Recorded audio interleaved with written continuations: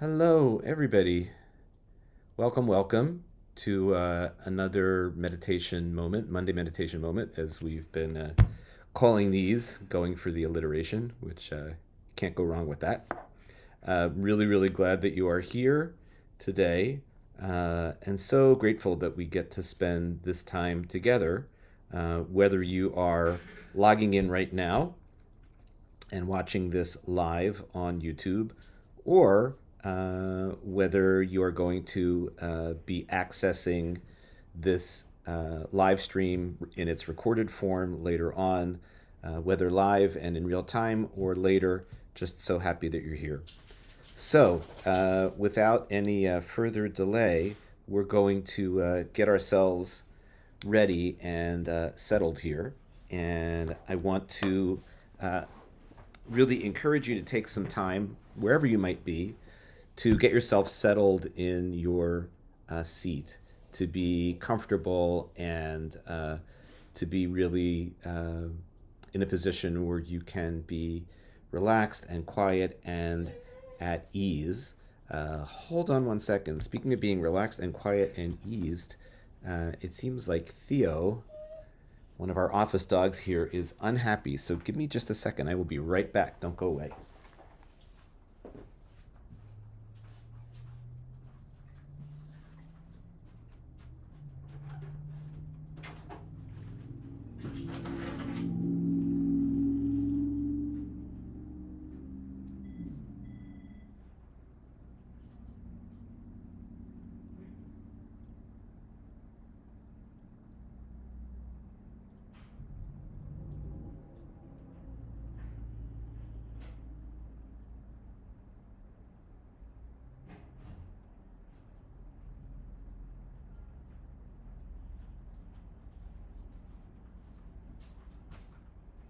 All right. Well, that was an interesting development. Let's see. Are you still here? Yep, people are still here. Okay. Theo should now be happier. And we're going to get started. So, as we started to say earlier, give yourself the opportunity to breathe, be aware of your breath, uh, to find a position that enables you to be both really comfortable and also awake and alert as you can be in your own way this day. And when you feel like you're settled and ready, I want to invite you to just let your eyes just softly close.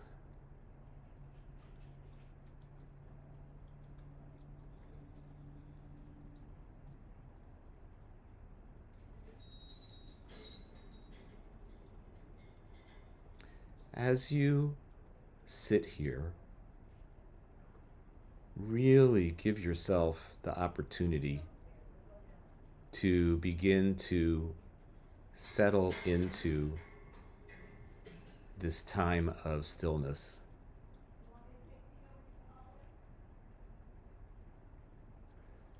We don't usually think of sitting as being an activity. We usually don't give sitting down much thought at all, which is not surprising. But imagine that you were sitting down with someone you care about.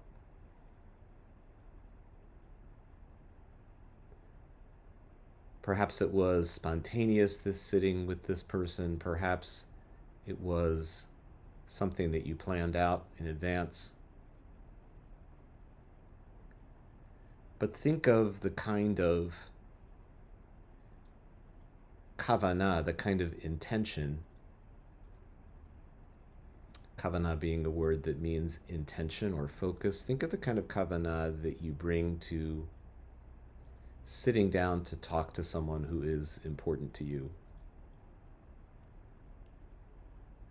Finding a place to sit where you can be physically in relationship with them.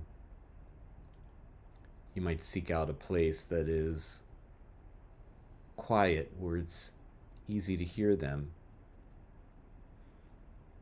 You might choose a chair that was particularly comfortable and position yourself in such a way that you could see their face clearly.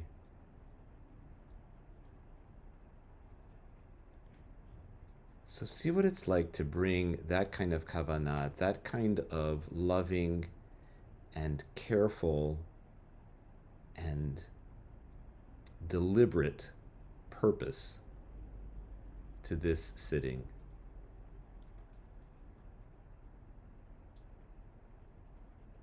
You might see yourself in this sitting in relationship with what in the Kabbalistic tradition they call Ein Sof, limitlessness, the limitless one, which is one of their names for divinity, for God. You might see yourself being in more direct relationship with your own neshama as we say in Yiddish, more direct relationship with your own soul, your own spirit.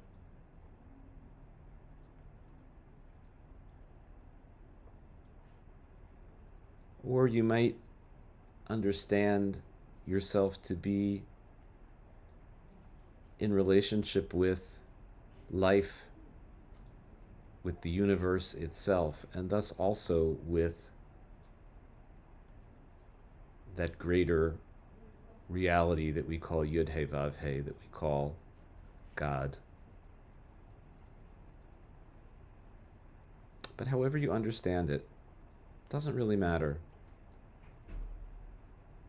This is simply about being present to your experience of sitting here in such a way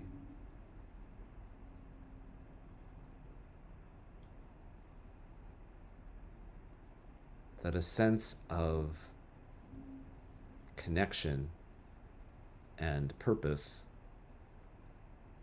and presence and kavod, dignity, that all of these things well up.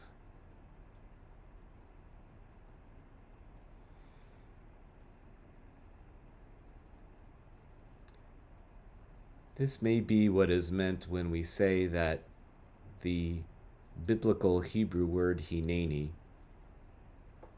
here I am, is one of the most distinguished and significant, impactful and important words in the Hebrew Bible, in the Tanakh. Hineni. So simple, here I am, and yet so deeply and profoundly powerful. Hineni, here I am present. I am experiencing just this. My mind and my body are in alignment.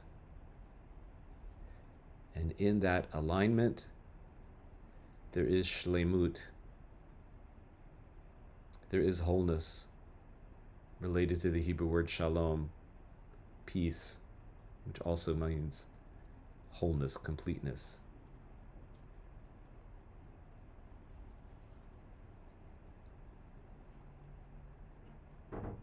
So just let yourself be here.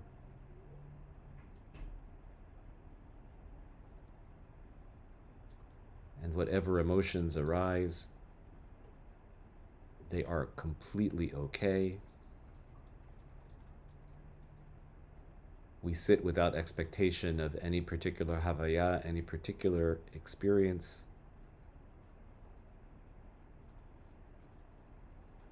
Just letting this be exactly as it is.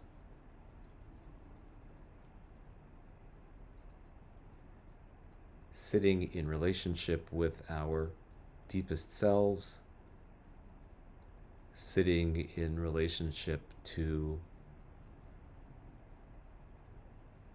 the Holy Blessed One,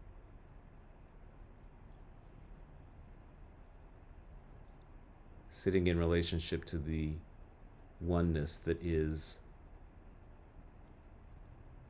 the foundation of everything. As when we say Echad in the Shema, that God is one. And we are part of that great and limitless presence.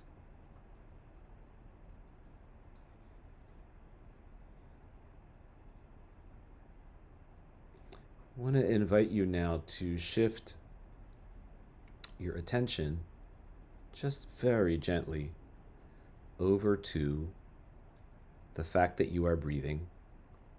To shift your attention over to your experience of breathing in and out.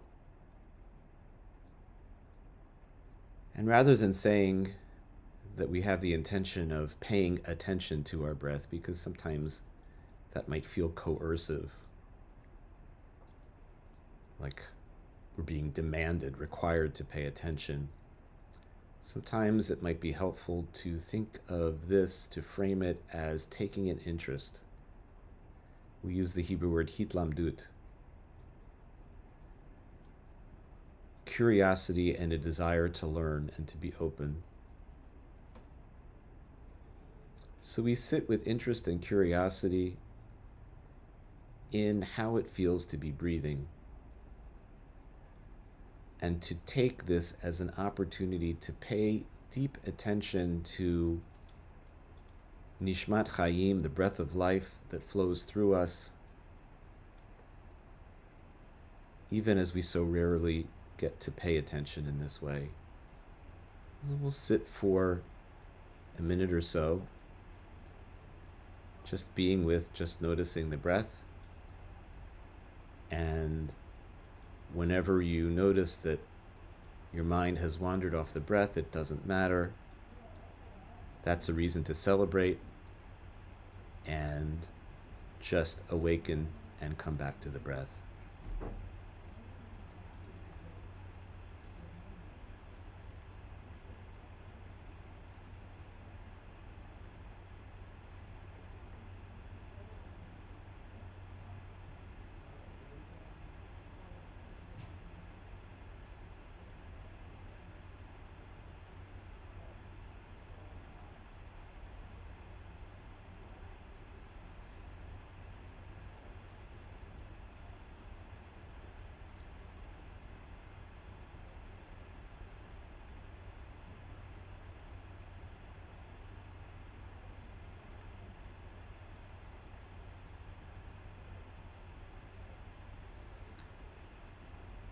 Let's sing together. Just yesterday, someone asked me, with all sincerity, what my favorite prayer is. And one of them,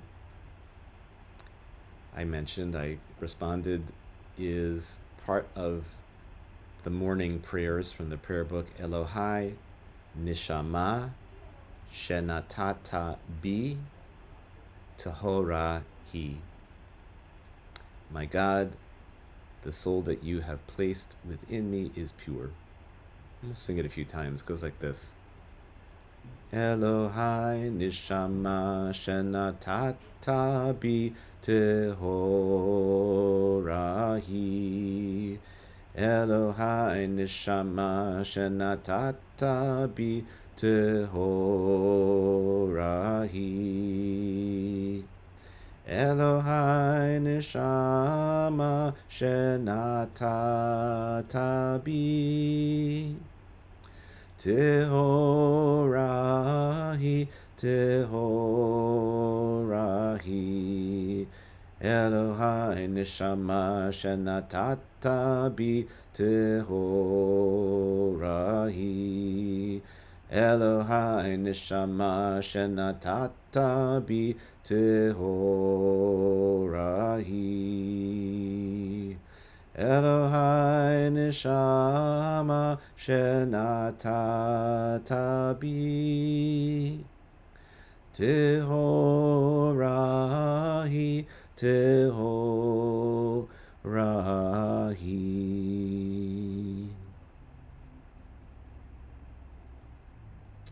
All right. Whenever you feel that you are ready, you can let your eyes open. So, just a word or two for this day. Stepped out of the house this morning and it was raining, buckets of rain.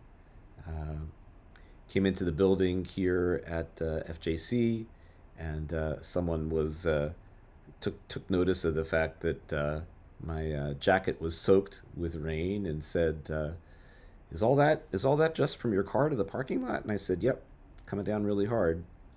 And I mentioned that someone early this morning had said to me, "Drive carefully out there. You're now experiencing spring on Cape Cod. These beautiful rains." And sitting here in the rabbi's study at the synagogue, probably did not come through the microphone, but definitely you can hear the rain rapping on these windows in back of me. And it made me think about, or led me to think about, how deeply symbolic rain and water is in the Torah and writ large in the Hebrew Bible. And when you consider that the Torah comes to us out of a region that includes a desert and dry prairie land, so to speak, like the Arava and the Negev, it's not surprising that water is such a significant symbol. And I wanted to just mention the fact that in biblical Hebrew, when you want to say fresh water, as opposed to salt water, ocean water, the water in the Dead Sea, which is very, very salty, the term is Mayim Chayim. So we know what Chayim means. We click glasses and we say L'chaim when we make a toast. Mayim Chayim, literally translated, means living water or living waters, because the very word Mayim is actually a plural form in Hebrew. So Mayim Chayim, living waters, is fresh water, and among the many associations that this phrase Mayim Chayim, living waters, has, fresh water has and can have, is the extent to which water is life, the extent to which water is life-giving. Near the end of the Torah, which we would be getting to next fall, or late in the summertime in Deuteronomy, Moses is making this speech, actually reciting this poem to the people. The poem is called Ha'azinu. And he uses, Moses does in this poem, in this speech, all sorts of beautiful water and rain metaphors, and says, this is the usual translation that you see, may my speech come down like rain, may my words distill like the dew, like showers upon young growth, like droplets on the grass, all these parallel phrases. So in this metaphor, he is comparing the people to whom he is speaking, the people that he has led all this time, to young tender shoots coming up out of the earth. And he says, my words, may they come down like a gentle rain, may they come down like showers, like dew. So just as rain and dew provide life to green things, to growing plants, it's as if he's saying to them, these words that I am sharing with you, this wisdom, this guidance that I am giving you, this perspective, it is like rain for the grass. It will give you life. It will refresh you. It will enable you to grow if you pay attention to it. And he sort of prays, may my speech come down like rain. And there's so much there. There's so much there. But I'm grateful that these thoughts came up because in this kind of weather, getting around, moving, coming out of the house, getting our things we're carrying wet, it can sometimes feel like the rain is a nuisance. But it really truly is Mayim Chayim. It really truly is the water of life. Anyway, such thanks to all of you for being here, for being part of this. Um, I don't know who's logged on, but I can see on my computer while I'm doing this how many people are logged on. So for all of you who are here, it's great to have you. And again, for those of you who may access this later on, later in the day, I hope that this time is a blessing for you in whatever way you choose to access it and make use of it. Have a wonderful, safe day, a good day, and look forward to seeing you here at FJC on Shabbat or next Monday. And we'll, God willing, do this again. Have a wonderful day, everybody. Thank you so much for being here. It means a lot to me that you choose to spend this time together. Take care. Bye-bye.